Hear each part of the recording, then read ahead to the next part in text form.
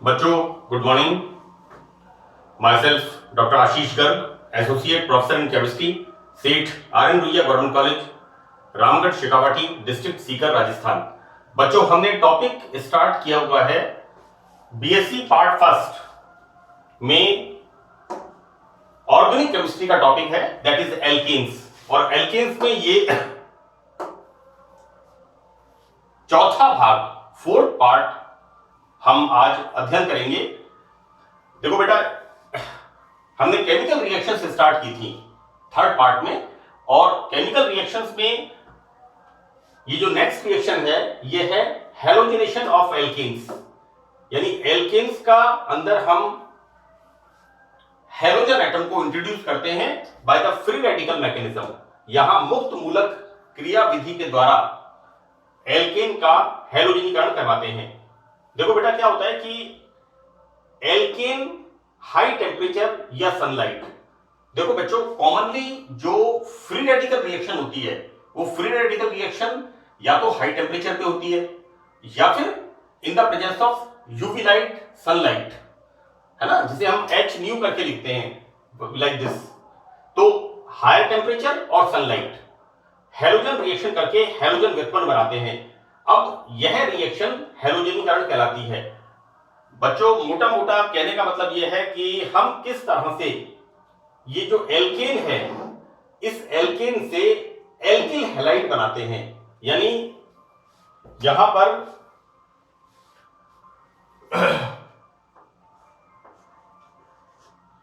हम यदि इसकी बात करें, ये एल्केन इथेन में एक हाइड्रोजन हम प्रतिस्थापित करके यहां पर हैलोजन एटम ऐड करते हैं, तो दिस इज द हैलोजिनेशन। और ये जो बनते हैं ये कहलाते हैं एल्किल हैलाइड्स, राइट।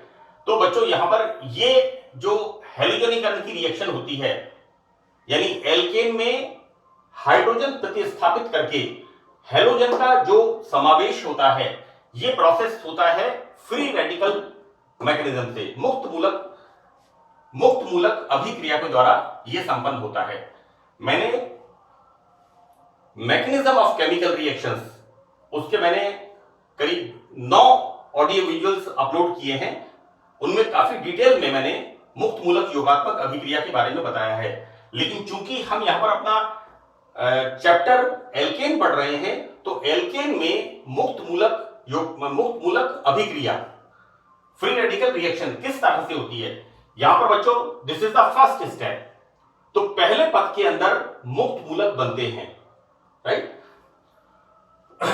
देखो मुक्त मूलक जो है ना, या तो बनेंगे हाई टेम्परेचर पे, या बनेंगे सनलाइट यूवी लाइट के प्रेजेंस में, और या फिर पेरोक्साइड्स की उपस्थिति में। ये तीन यहां पर मुक्त मूलक फॉर्मेशन के कारक हैं, फैक्टर्स हैं। तो फर्स्ट स्टेप हमारा यहां पर है श्रृंखला प्रारंभ पद, this is the chain initiating step, right. The first step is chain initiating step. तो पहले स्टेप में ये जो हैलोजन होता है इसके अंदर क्या होता है, सम विखंडन, समाश विखंडन। और इस प्रकार हम क्या देखते हैं कि हाई टेम्परेचर या UV light, see this is the sunlight, और हाई टेम्परेचर ये X2 हैलोजन सम विखंडन होकर के इस प्रकार मुक्त मूलक का निर्माण यहां पर होता है। यहां पर बच्चों मैंने बिल्कुल स्पष्ट आपको अपना जो प्रेजेंटेशन लिखना है उसमें सारी चीजें क्लियर होनी चाहिए, है ना। अगर आपको अच्छे मार्क्स स्कोर करने हैं, मेरे कई स्टूडेंट्स हैं, आपका बीएससी पार्ट फर्स्ट में 33 मार्क्स का ऑर्गेनिक का पेपर होता है, और मेरे कई बच्चे हैं जिनके 30, 31, even 32 marks, they got 32 marks. So the most important thing, आपकी जो कॉपी है उसके अंदर आपने जो राइटिंग प्रेजेंटेशन किया है, that becomes systematic and with a clarity, स्पष्ट तरीके से उसमें। तो आप यहां लिखिए इस चीज को कि यहां कोवेलेंट बॉन्ड का होमोलाइटिक फिशन, सम विखंडन होता है, राइट। दूसरा स्टेप इसका होता है श्रृंखला संचरण पद। ये पद होता है बच्चों जिसमें केमिकल रिएक्शन स्टार्ट होती है, this is the chain propagation, यानी नई श्रृंखलाओं का निर्माण होता है। यहां पर बच्चों जो फ्री रेडिकल यहां पर बनता है, ये free radical obviously free radical में अनपेयर्ड इलेक्ट्रॉन होता है, राइट। तो ये मुक्त मूलक अत्यंत क्रियाशील होते हैं और किसी भी उदासीन अणु पर अटैक करके नया मुक्त मूलक इस तरह से, मान लो हमने यहां पर मीथेन लिया है या इथेन लिया है या प्रोपेन लिया है, तो यहां पर क्या होता है, यहां पर ये फ्री रेडिकल यहां से इस स्थायी यौगिक का क्या करेगा, समविखंडन, और क्या बना देगा इस तरह से, और यहां पर इसका मुक्त मूलक बन जाएगा।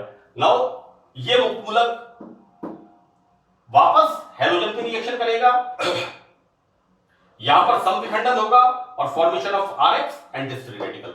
नाउ ये स्टेप जो है इसी तरह से वापस ये इस पर अटैक करेगा, इसका फॉर्मेशन होगा, ये इस पर अटैक करेगा, इसका फॉर्मेशन होगा, यानी इनके अंदर मुक्त मूलक के अंदर आपस में रिएक्शन आगे बढ़ती जाएगी।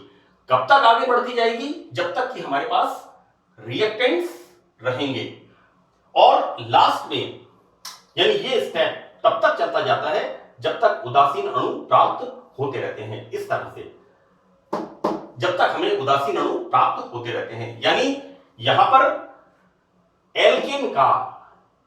एल्केन से एल्किल हैलाइड बनता रहता है, राइट। तो this is the chain propagation, श्रृंखला संचरण पद, क्लियर।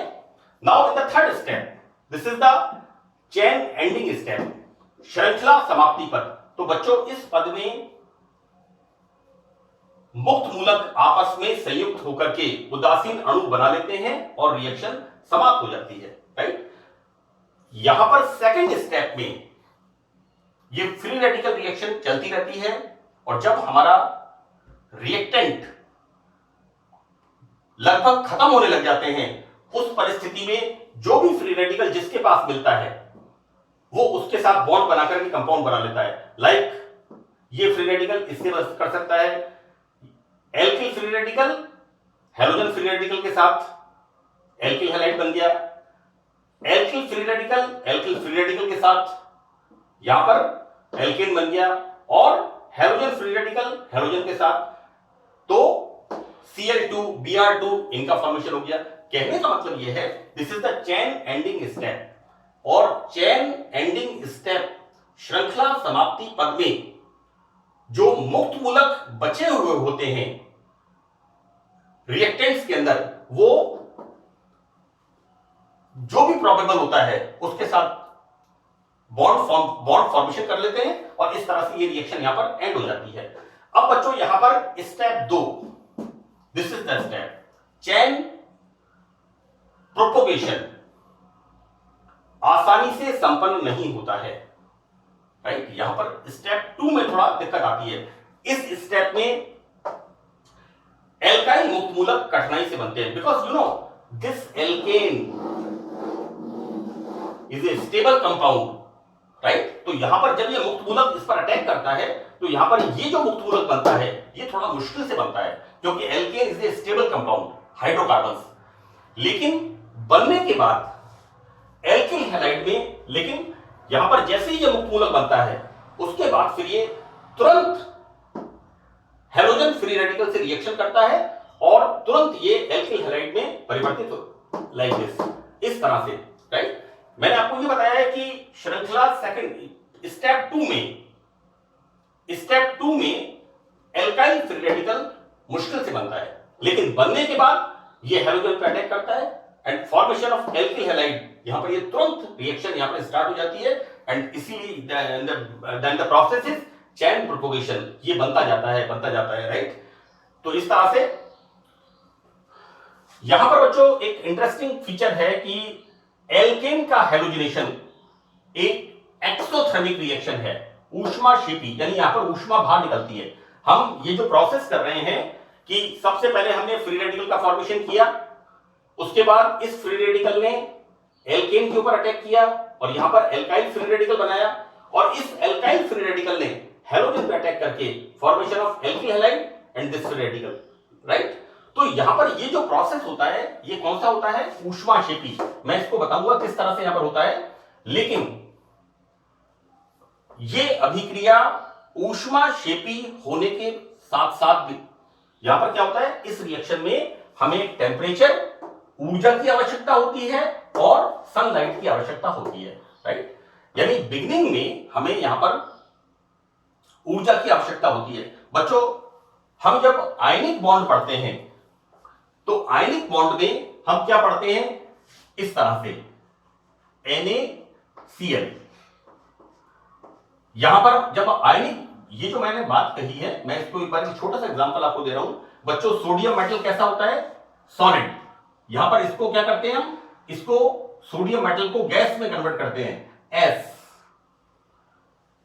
हीट ऑफ सब्लिमेशन, है ना। इसको हम सोडियम मेटल को गैसियस स्टेट में कन्वर्ट करते हैं, दिस इज द सबलाइन करते हैं। ऊर्ध्वपातन ऊर्जा प्लस सोडियम मेटल से एक इलेक्ट्रॉन बाहर निकालते हैं, आयनन ऊर्जा प्लस ये जो Cl2 होता है इसको हम तोड़ते हैं, परमाणुकरण करते हैं इसका, this is the dissociation energy. तो ये तो होता है खर्चा, राइट, ये तो होता है खर्चा। लेकिन यहां पर क्या होता है, माइनस। जब इससे निकला हुआ इलेक्ट्रॉन सोडियम मेटल से क्लोरीन के पास जाता है तो क्या बनता है, Cl माइनस। तो ऊर्जा बाहर निकलती है E, इलेक्ट्रॉन एफिनिटी। और उसके बाद यहां पर एक और ऊर्जा निकलती है जब ये दोनों आयन एक दूसरे के पास आते हैं, दैट इज U, राइट। मैंने यहां पर कहा कि ये रिएक्शन कैसी होती है, एक्सोथर्मिक रिएक्शन होती है। लेकिन फिर भी इस अभिक्रिया को स्टार्ट करने के लिए हाई टेम्परेचर और सनलाइट की आवश्यकता होती है। मैं यहां पर इस एग्जांपल को कोरिलेट कर रहा हूं कि जब हम आयनिक बॉन्ड बनाते हैं तो आयनिक बॉन्ड बनाते समय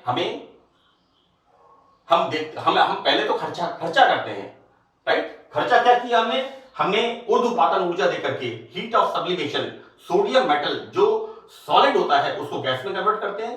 नंबर 2, आयनन एनर्जी, यानी यहां पर सोडियम मेटल से एक इलेक्ट्रॉन हम बाहर निकालते हैं, that is ionization energy. Then D, ये जो Cl2 है, Cl2 को हम परमाणुकरण, है ना, Cl2 को बच्चों क्या करते हैं हम, वापस इसको बॉन्ड को तोड़ करके Cl2 जो गैस है, इसको Cl2 इज ए मॉलिक्यूल, इसको हम एटम में कन्वर्ट करते हैं। सो दिस इज द, इस बॉन्ड को तोड़ने के लिए ऊर्जा, डिसोसिएशन एनर्जी, राइट। अब यहां पर जो इलेक्ट्रॉन बाहर निकलता है आयनाइजेशन से, वो इलेक्ट्रॉन जब Cl के पास जाता है तो क्या बनता है, क्लोराइड आयन। तो यहां इलेक्ट्रॉन बंधुता, ऊर्जा बाहर निकलती है, प्लस ये जो आयन बने हैं, इन आयन के बीच में जो अट्रैक्शन होता है वो एनर्जी कहलाती है जालक ऊर्जा, राइट। तो बच्चों, यहां पर ये तो है खर्चेली मात्रा जो हमने ऊर्जा दी, और ये है निकलने वाली ऊर्जा, राइट। तो यहां पर हम कब कहते हैं कि आयनिक बॉन्ड कब बनेगा, जब निकलने वाली ऊर्जा की मात्रा बहुत उच्च होगी खर्चे की तुलना में जो हमने ऊर्जा दी है। तो एग्जैक्टली यहां पर भी वैसा ही कुछ हो रहा है कि एल्केन का halogenation is a exothermic reaction, right. लेकिन फिर भी इन रिएक्शंस के लिए हाई टेम्परेचर और यूवी लाइट की आवश्यकता होती है। फॉर एग्जांपल बच्चों, ये मैंने एक कोरिलेट करके बताया है कि बॉन्ड जब फॉर्मेशन होता है, जैसे देखो मैं आपको बताऊं कि बॉन्ड फॉर्मेशन में क्या होता है कि जब हमारे समाज में, अब समाज में सब तरह के लोग आ गए, सारे धर्मों के लोग आ गए, हिंदू हो गए, मुस्लिम हो गए, सिख हो गए, ईसाई हो गए, पारसी हो गए, राइट। उन सबके अंदर मैरिजेस होती हैं तो बॉन्ड फॉर्मेशन होता है, राइट। और बॉन्ड फॉर्मेशन होता है तो क्या होता है, शादी में हम खर्चा करते हैं, और वो किस लिए करते हैं कि दो जो एलिमेंट्स हैं वो एक अपने स्थायित्व को प्राप्त कर लें। मेरी बात को आप समझने की कोशिश करिएगा, मैं क्या कहना चाह रहा हूं कि हमने जो दो एलिमेंट्स की, धनायन और ऋणायन की जो बॉन्डिंग की है, उसके लिए हम ये जो ऊर्जा की मात्रा खर्च करते हैं, और उसके बाद क्या होता है, स्टेबिलिटी, राइट। यहां पर एग्जांपल, CH4 के क्लोरीनेशन में 25 किलो कैलोरी ऊष्मा मुक्त होती है, जब हम मीथेन का क्लोरीनेशन कराते हैं तो क्या बनता है, मैथिल क्लोराइड। तो यहां कितनी ऊष्मा बाहर निकलती है, 25 किलो कैलोरी पर मोल। ये ऊष्मा यहां पर बाहर निकलती है। बच्चों इस अभिक्रिया में देखो बेटा, यहां पर दो बंध हाइड्रोजन और कार्बन और एक Cl ये बंध टूटते हैं, जिसमें ऊष्मा खर्च होती है। जैसा मैंने आपको अभी आयनिक कंपाउंड में बताया कि हम किस तरह से ऊर्ध्वपातन ऊर्जा, आयनन ऊर्जा और वियोजन ऊर्जा देते हैं।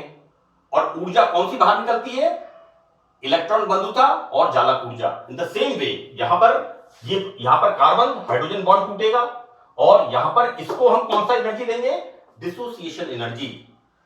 इस अणु को तोड़ेंगे, जिसे हम कहते हैं परमाणुकरण ऊर्जा कह दीजिए इसको आप, राइट, एटमाइजेशन एनर्जी कह दीजिए इसको आप। मॉलिक्यूल को परमाणु में तोड़ेंगे तो ऊष्मा यहां पर खर्च होती है, एवं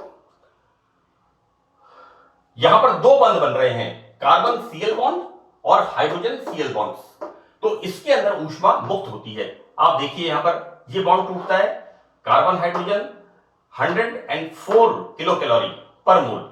यहां पर ये बॉन्ड टूटता है 58 किलो कैलोरी। इसका टोटल कितना हो गया, 162 किलो कैलोरी, राइट। अब यहां पर जो बॉन्ड बन रहा है कौन सा वाला, ये वाला कार्बन हैलोजन। तो यहां पर एनर्जी कितनी है, 84 किलो कैलोरी, और यहां पर जो ऊर्जा बाहर निकल रही है, और यहां पर HCl जो बॉन्ड बनता है दैट इज 103 किलो कैलोरी, यानी टोटल 187 किलो कैलोरी पर मोल। यानी यहां पर जो बॉन्ड हम तोड़ते हैं, जो ऊर्जा देते हैं और जो ऊर्जा बाहर निकलती है, तो बच्चों ऊर्जा जो हम देते हैं वो तो है 162 किलो कैलोरी पर मोल, और जो ऊर्जा बाहर निकलती है वो है 187 किलो कैलोरी पर मोल। मतलब कितनी माइनस में निकली, यहां पर माइनस का मतलब ऊर्जा बाहर निकलती है। एक्सोथर्मिक रिएक्शन 25 किलो कैलोरी पर मोल। इस प्रकार दी गई ऊष्मा की तुलना में निकलने वाली ऊष्मा की मात्रा अधिक है, राइट। यहां पर हम देखते हैं बॉन्ड यहां पर फॉर्मेशन होता है, राइट। इसको अपन ऐसे भी कह सकते हैं कि भाई यहां पर बॉन्ड ये आसानी से फॉर्मेशन होगा, राइट। अब देखो बेटा यहां पर क्या हो रहा है कि एल्केन का हेलोजनेशन, हम यहां पर एक कैटलिस्ट यूज कर रहे हैं, टेट्रा इथाइल लेड, TEL। मैंने इस TEL का पहले भी जिक्र किया है। ये TEL tetra ethyl lead is use as a anti knocking agent in the petrol. जो हमारा फ्यूल होता है उसमें जो इंजन की खड़खड़ाहट होती है, this is called metallic rattling. जो इंजन की खड़खड़ाहट होती है, तो अगर हम इसको मिलाते हैं टेट्रा इथाइल लेड को, है ना, तो क्या होता है, उसकी जो फ्यूल की जो कंबस्टन, इंजन की ड्यूरेबिलिटी बढ़ जाती है और इंजन की आवाज कम हो जाती है। तो it's a very very important catalyst. तो जब हम एल्केन के हैलोजनेशन में TEL का यूज करते हैं तो इसकी उपस्थिति में कराने पर रिएक्शन कम ताप पर होती है, यहां पर कम ताप पर संपन्न होती है।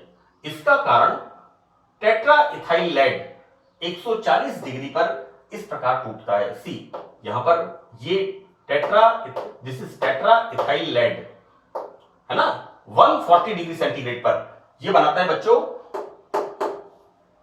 Ethyl free radical. यहां पर एक इंपॉर्टेंट चीज क्या है, बहुत कम ऊर्जा की आवश्यकता होती है, राइट। अब देखो बेटा यहां बना हुआ ethyl free radical, this is the ethyl free radical, chlorine अणु से क्रिया करके Cl फ्री रेडिकल बना देता है। अब ये क्या करेगा, सेम रिएक्शन बच्चों, ये this will react with Cl2 and formation of this. यहां पर ये ethyl free radical react with Cl2 और यहां पर इस तरह से एल्किल हैलाइड बनेगा और ये Cl फ्री रेडिकल बाहर निकलेगा, राइट। कहने का मतलब यह है कि TEL टेट्रा इथाइल लेड की उपस्थिति में हमें कम ऊष्मा की आवश्यकता होती है हैलोजनीकरण कराने के लिए।